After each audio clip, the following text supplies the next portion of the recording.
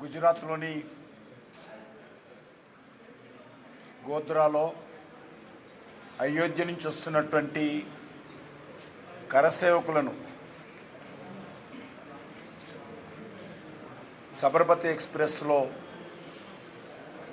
ఏ రకంగా ఒక కుట్రపూరితంగా ఒక పథకం ప్రకారం మరి కాల్చి సుమారు 59 మందిని హత్య చేయడం జరిగింది.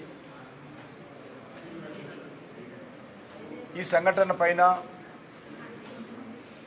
దేశంలో అనేక రకాల చర్చలు వాదోపవాదాలు జరిగాయి. చివరకు నానావతి కమిషన్ ఇది యాక్సిడెంట్ కాదు, ఒక పథకం ప్రకారం కరసేవకులను కాల్చి చంపారని చెప్పి నానావతి కమిషన్ రిపోర్ట్ ఇవ్వడం జరిగింది. చివరకు సుప్రీంకోర్టు కూడా ఆ యొక్క కమిషన్ రిపోర్ట్ ఆధారంగానే తీర్పు వెలువరించింది. కానీ ముఖ్యంగా ఈ సినిమాలో ఈ ప్రజాస్వామ్య వ్యవస్థలో 4వ స్తంభమైనటువంటి మీడియా ఏ రకంగా కీలక పాత్ర పోషించి మరి వాస్తవాలను దేశ ప్రజల ముందు పెట్టడంలో చేసినటువంటి కృషిని ప్రధానంగా ఈ చిత్రం ద్వారా చూపడం జరిగింది. నేను మనస్ఫూర్తిగా చిత్ర నిర్మాతను, దర్శకుడిని, అందులో నటించినటువంటి నటులను కూడా అభినందిస్తూ ఉన్నాను. మన దేశంలో పత్రికా రంగము చాలా కీలక పాత్ర పోషిస్తుంది.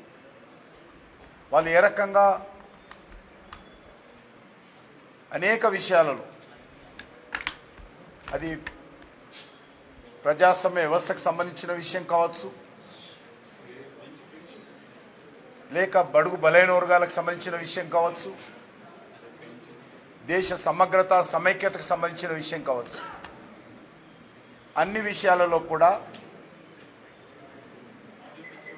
పత్రికా రంగము ప్రజాస్వామ్యంలో 4వ స్తంభం అయినట్టు కీలక పాత్ర పోషిస్తూ ఉంది. కాబట్టి అక్కడక్కడ మీడియాకు సంబంధించినటువంటి మేనేజ్మెంట్స్ కొంత విలేకరులపైన ఒత్తిడి తెచ్చినప్పుడు కూడా దాన్ని ఎదిరించి ఈరోజు పత్రికా రంగంలో మరి వాస్తవ విషయాలను ప్రజల ముందు పెట్టే ప్రయత్నం చేస్తున్నారనే విషయాన్ని ఈ చిత్రం ద్వారా, సబర్మతి రిపోర్ట్ ద్వారా, గోధ్రాలో జరిగినటువంటి ఈ యొక్క భోగి ఏదైతే కాల్చి కరసేవకులను చంపారో ఆ యొక్క చిత్రంలో పూర్తిగా వాస్తవాలను ప్రతిబింబించేందుకు ప్రయత్నం చేశారు. ఎన్నటికైనా వాస్తవాలు ప్రజల ముందు వస్తాయనే విషయం మరొకసారి ది గోధ్రా సంఘటనకు సంబంధించినటువంటి ది సబర్మతి రిపోర్ట్ ఆధారంగా ప్రజల ముందు పెట్టడం జరిగింది.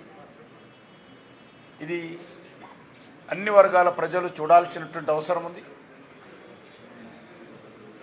ఇందులో ఒక వ్యక్తి ఏ రకంగా తన వర్గాన్ని రెచ్చగొట్టి, అమాయకులైనటువంటి యువకులను రెచ్చగొట్టి మరి ఏ రకంగా సంఘర్షణకు దారితీసేటువంటి ప్రయత్నం చేశారో దాన్ని సంపూర్ణంగా ఆ వర్గానికి సంబంధించినటువంటి ప్రజలే అర్థం చేసుకున్నారనే విషయాన్ని కూడా ఇందులో పొందుపరచడం జరిగింది. అందుకే కొంతమంది స్వార్థపరులు ఈ దేశంలో, ఇంకా మన హైదరాబాద్ లాంటి నగరంలో కూడా మరి ఏ రకంగా రెచ్చగొడుతున్నారో మనం చూస్తూ ఉన్నాము. కాబట్టి మతాలకు అతీతంగా, కులాలకు అతీతంగా మనమందరము భారతీయులము, ఆ దిశలోనే ఆలోచన చేయాలనే విషయాన్ని నేను ఈ సందర్భంగా మనవి చేస్తా ఉన్నాను. 15 నిమిషాలు నాకు ఇవ్వండి, నేను ఈ దేశంలో ఉన్నటువంటి వేరే వర్గం సంగతి చూస్తానన్నటువంటి విషయాన్ని ఇటీవల జరిగినటువంటి మహారాష్ట్ర ఎన్నికల్లో ప్రతి సమావేశంలో కూడా అదే విషయాన్ని దేశ ప్రజల ముందు, మహారాష్ట్ర ఓటర్ల ముందు, అమాయకులైనటువంటి ప్రజల ముందు చెప్పి ప్రజలను ఏ రకంగా రెచ్చగొట్టారో ఇటీవల మనందరము మరి ఈరోజు జరిగినటువంటి పోలింగ్లో జరిగినటువంటి మహారాష్ట్ర ఎన్నికల్లో కూడా చూశాం. కాబట్టి నేను అన్ని మతాలకు సంబంధించినటువంటి ప్రజలను కూడా కోరుతా ఉన్నాను. మన దేశము అనేక వందల సంవత్సరాలుగా ఉన్నటువంటి దేశం, ప్రజాస్వామ్యముతో కూడినటువంటి దేశము. కాబట్టి అందరం కూడా దేశం కోసం, దేశ సమగ్రత కోసం పనిచేయాలి. ఈ సినిమాలో ప్రధానంగా మానవతావాదాన్ని చూపించడం జరిగింది. ఒక మనిషికి జన్మనిచ్చేటువంటి శక్తి మనిషికి లేనప్పుడు చంపే అధికారం ఎవరికి లేదు అనేటువంటి విషయాన్ని చెప్పడం జరిగింది. అమాయకులైనటువంటి కరసేవకులు చనిపోయినప్పుడు మరి ఏ రకంగా నిర్లక్ష్యం వహించారో ఆ విషయాన్ని ఇందులో పొందుపరచడం జరిగింది. నేను మరొకసారి అన్ని వర్గాల ప్రజలకు కూడా కోరుతా ఉన్నాను, ఈ సినిమాను చూడాల్సిందిగా. ది సబర్మతి ఎక్స్పోర్ట్ రిపోర్ట్ చూడాల్సిందిగా కోరుతా ఉన్నాను.